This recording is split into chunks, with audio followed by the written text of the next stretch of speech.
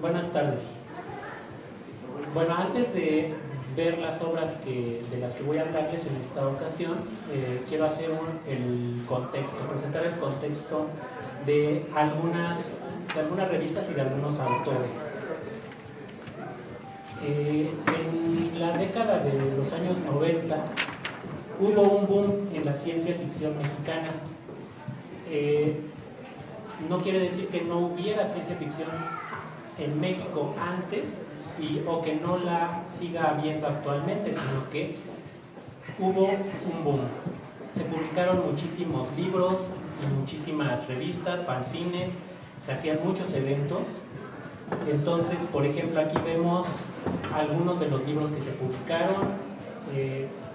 Adamas es el primero, de 1995, Más allá no hay nada. Silicio en la memoria es Cyberpunk. El autor es Gerardo Horacio Porcayo. Bestias de la noche fue otro de los libros. También, Más allá de lo imaginado, se publicaron varios volúmenes de 1991 a 1994. La primera calle de la soledad se considera la primera obra de Cyberpunk. Se publicó en 1993, en 1997 Editorial Vid hizo una reedición. También se publicó El futuro en llamas, La era de los clones de Blanca Martínez, que es Space Opera. Bueno, eso en cuanto a libros. Se publicaron muchísimos libros más, les digo que es el contexto únicamente. Una de las revistas que se publicó de 1994 a 1999 fue Asimov Ciencia Ficción en Español. También la revista A Quien Corresponda, Laberinto, fanzines como Sub o Azot. También Umbrales, La Mandrágora era más bien de horror. Andrés Tonini también publicó, fue el responsable de Nahual, era un fanzine que se hacía desde la Facultad de Ciencias de la UNAM. Y tal vez algunos recuerden la revista Duda, que publicaba Editorial Posada. Esta revista se publicó desde 1971 y fue hasta 1993 que desapareció esta revista. La parte principal de Duda era un cómic en el que desarrollaban algún caso de ovnis o de fenómenos supuestamente paranormales o de cosas insólitas, pero hacia los últimos números comenzaron a publicar ciencia ficción. Vemos en la imagen de cómo el Roñas y su mamá salvaron al mundo, de Héctor Chavarría. Aquí nada más, ¿por qué? Y su mamá, bueno, es que los extraterrestres que bajan en Tepito le dicen a un tepiteño, llévanos con tu jefe, y él dice, vivo con mi jefa, entonces lo llevó con su mamá, ¿no? Y gracias a los antojitos de Tepito se salvó el mundo. Bueno, Menú también es de Héctor Chavarría, pero también publicaron a José Luis Zárate, a Gerardo Horacio Porcayo. Son autores que siguen escribiendo. Como les decía, esta revista la publicaba Editorial Posada. De esta misma editorial, de 1975 a 1982 publicaron la revista Contactos Extraterrestres. Yo les estoy hablando del boom de la ciencia ficción mexicana en los 90, pero esto es cómo explicar ese boom, no hay antecedentes. Uno de estos es la revista Contactos Extraterrestres, que también publicaba ciencia ficción. Algunos de los autores tenían que mandar su nombre con seudónimo porque dudaban los editores que autores mexicanos pudieran escribir ciencia ficción, puesto que los clásicos son Asimov, Clay, etc., ¿no? Otro antecedente de ese boom es el Premio Nacional Puebla de Cuento de Ciencia Ficción. Se convocó en 1984. Desde 1998 cambió su nombre a Premio Nacional de Cuento Fantástico y de Ciencia Ficción. En la pantalla están los primeros que ganaron este premio, pero quiero que tengan en mente a dos de los que aparecen. En 1986 se declaró desierto el concurso. Supuestamente no llegaron trabajos con buena calidad. Sin embargo, obtuvo una mención honorífica Arturo César Rojas, por el que llegó hasta el Metro Pino Suárez, que es un excelente cuento de ciencia ficción y debió ganar el premio. Yo creo que todos los que lo hemos leído pensamos que debió ganar ese año, ¿no? Y no solo llevarse una mención honorífica, pero quiero que también recuerden este nombre porque me voy a referir a él más adelante. Y también en 1988 la primera mujer que ganó el premio Puebla fue Gabriela Rábago Palafox por su cuento Pandemia, que lo vamos a ver más adelante. Bueno, estos son los antecedentes. Tema y variaciones de literatura. Es una serie que publica la División de Ciencias Sociales y Humanidades de la UAM, y en el número 17, que apareció a finales del 2001, se dedicó a la literatura gay. Aquí aparecen cuentos, poemas, se reseñan libros, y entonces Angélica Tornero, en su ensayo Literatura Homosexual, describe o menciona autores que en México se han ocupado de este género. Bueno, está en discusión si debería etiquetarse algo como literatura homosexual, ¿no? Pero menciona a Angélica Tornero, a Salvador Novo, a Javier Villaurrutia, a Sergio Magaña, a José Ceballos Maldonado, a Luis Zapata, que es un clásico, porque, bueno, por su Vampiro de la Colonia Roma, pero tiene muchísimas obras más.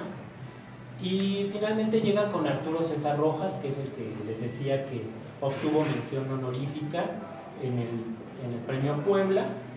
Y dice Angélica Tornero: en 1983 se presentó la primera y única novela de ciencia ficción homosexual llamada Gerodni, donde el gran sueño enraiza, de Arturo César Rojas, con el seudónimo de Cala Sailendra, que ahora la voy a mencionar. Pero Tornero no menciona a Gabriela Rábago Palafox, que les decía que fue la primera mujer que ganó el premio Puebla, y debió mencionarla por lo que voy a comentarles. Pero bueno, Arturo César Rojas, ahí está la portada del que llegó hasta el Metro Pino Suárez. Ha publicado en otras publicaciones como en Aguat. Y bueno, no se ha vuelto a editar la obra de Arturo César Rojas. Se publicó en 1984 y pues no se ha vuelto a editar, y entonces es muy difícil conseguirla. Ahora está pasando no de mano en mano, sino de wax en wax, porque muy recientemente la pude obtener. Hay un historiador que se llama Miguel Ángel Fernández Delgado, que se ha interesado en la ciencia ficción mexicana, en hacer toda la cronología, y recurrí a él, le pregunté si él tenía la obra, me dijo que sí, y apenas hace unos días pude obtener un ejemplar. Pero bueno, vemos aquí a La cara del destino. Es una novela de Gonzalo Valdés Medellín, que trata sobre la vida gay en México antes del terremoto de 1985. Y el personaje de Gonzalo Valdés es alguien interesado en la literatura, y entonces comenta la obra de Arturo César Rojas. Les voy a leer lo que dice. Volviendo a la literatura, otro libro de tema homosexual que llama mucho la atención y que también ha publicado Panfleto y Pantomima es Gerodni, donde el gran sueño se enraiza, que firma Cala Sailendra, seudónimo de un joven egresado de la carrera de letras francesas de la UNAM, Arturo César Rojas, y que está llamada a ser la primera y hasta ahora única novela de ciencia ficción homosexual. Es importante señalar el surgimiento del joven autor Cala Sailendra, cuya novela nos revela a un escritor que busca nuevas formas de expresión dentro de la literatura gay.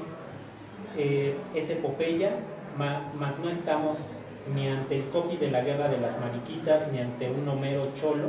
Es solo un escritor que compulsivamente trastoca el cuento de la Bella Durmiente, y ubicándolo en un contexto interplanetario y de ciencia ficción, jugando al anverso de la trama en un viaje intergaláctico homosexual hacia Gerodni, planeta del sueño. Es una novela fundacional dentro del terreno de la ciencia ficción, como ciencia ficción de temática homosexual, que quizá en el siglo XXI, más allá del año 2000, habrá de ser plenamente valorada y entendida.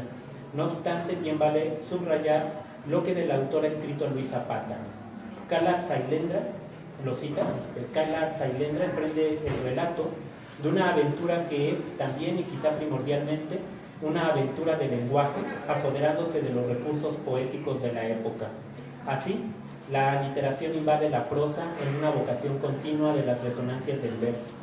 El autor, con una habilidad narrativa vigorosa y lúdica, encuentra siempre el adjetivo inusitado, la imagen rotunda, dando a su escritura un ritmo frenético y obsesivo, caracterizado en todo momento por el exceso. Bueno, esto es lo que nos comenta el personaje de Gonzalo Valdés Medellín, y ya que me envió el historiador que les comento, Miguel Ángel Fernández, la obra, pues ya pude ver la contraportada, la dedicatoria, pero me llamó mucho la atención que Luis Zapata escribiera unas palabras, que es parte de lo que les leí, porque bueno, Luis Zapata, bueno, a mí me gusta mucho El vampiro de la colonia Roma, que es además un clásico de la literatura homosexual en nuestro país. Y bueno, al principio nos dice sobre Gerodni, esto no aparece en lo que les leí, dice, utiliza como pretexto narrativo la anécdota de la Bella Durmiente, situándola en un ambiente de destrucción y caos, pero aquí el que duerme en el legendario planeta es un efebo a quien solo podrá devolverle la vida su opuesto y su semejante a la vez, Drog Vyadra Vyanatra, el más joven viajero de las estrellas. Los elementos de la historia original son trastocados y llevados a sus últimas consecuencias. No será un beso lo que despierta al efebo, sino un acto sexual violento y desgarrador que lo convertirá en esclavo de su salvador. Otros personajes más, incluyendo al mismo protagonista, intercambiarán frecuentemente sus papeles de amos y esclavos, encontrando, tanto en la esclavitud del otro como en la propia, un poderoso estímulo erótico que los conducirá a vivir el eterno juego de la lucha por el dominio. Bueno, esto en cuanto a esta obra de Gerodni, de Arturo César Rojas.